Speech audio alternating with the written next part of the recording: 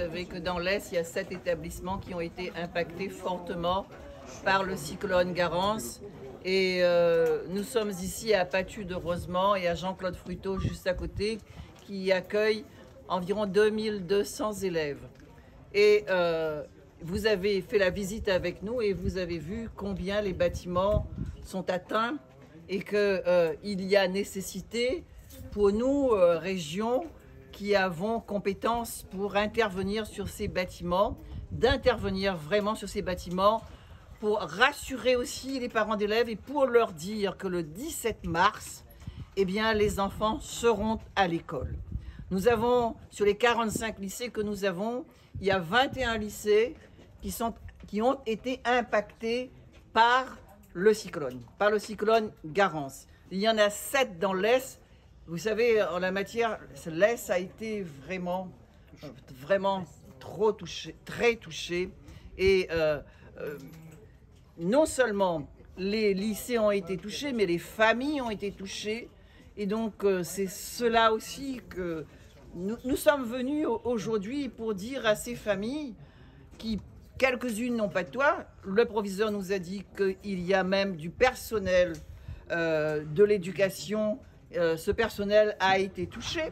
Et c'est pour cela aujourd'hui que nous saluons la vaillance du personnel de la région qui est là pour réparer les dégâts.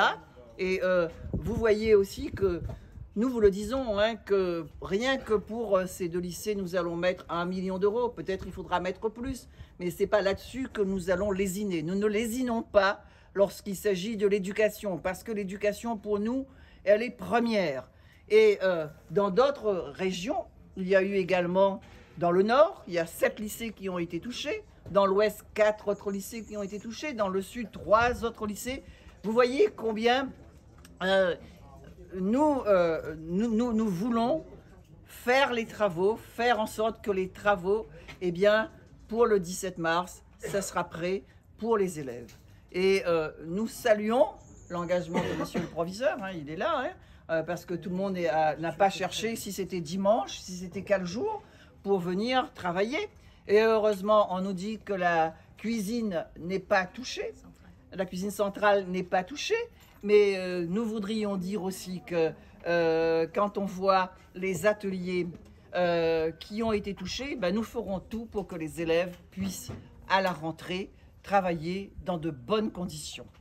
Et donc c'est cela, vous voyez comment il y a eu des toits qui ont été arrachés, il y a le toit derrière nous qui a été arraché, et donc c'est un cyclone, et donc la Réunion a une résilience qui est forte, et l'éducation se remettra de cela, et nous en sommes sûrs, et je fais de la politique, et donc je suis optimiste à fond le caisse. Je ne compte pas là-dedans les réhabilitations qui sont en cours, partout sur toute la Réunion. Il y a des réhabilitations qui se font. Ça, ce sont les travaux à faire pour les lycées qui ont été impactés. Mais s'il faudra mettre plus d'argent, comptez sur nous pour que le ministre d'État, ministre des Outre-mer qui arrive jeudi, eh bien, nous allons lui faire part des besoins que nous avons, et parce que, évidemment, nous ne pouvons pas tout et que l'État est là aussi pour apporter sa contribution, et nous veillerons à ce que l'État apporte sa contribution. Je suis réaliste, et donc parce que nous voulons, et puis on a un personnel, on a nos techniciens qui nous le disent, et pourquoi on les contredirait? Parce qu'ils ont la volonté de faire. Quand il y a déjà la volonté de faire, vous savez qu'on ne peut pas arrêter ça. Une volonté féroce de vouloir que son projet aboutisse, eh bien ça aboutira.